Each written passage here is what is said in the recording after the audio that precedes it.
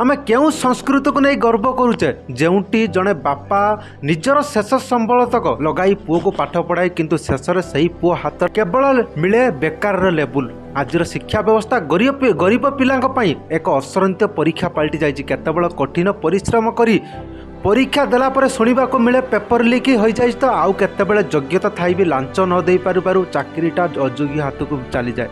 Post कम आउ प्रार्थी लक्ष लक्ष आउ यही अंक भितर गरीबर स्वप्न प्रतिदिन आत्महत्या करे। आमे कहूचे ओडिशार परिवर्तन आसुची गुटुका तो बंद है किंतु सही मद दुकान गुड़िक कौन बंद है जो मद हजार हजार संसार उजुड़ी जाउची। जो मदर प्रभाव में युवपीढ़ी निजर भविष्य अंधार को ठेली देउचंती।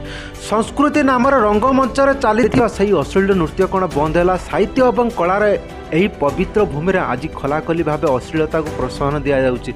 आमे चुप रही उपभोग करुचे। यह क्यों प्रकार शिक्षा जहाँ आमको सचेतन करि पारुने, यह क्यों प्रकार प्रशासन जहाँ निरीह पिला भविष्य सह खेलुवा राक्षस मान को दंड दे पारुने। गोटे पटे बेकार बोझ एवं अन्य पटे निशा और अश्लीलतार स्रोत।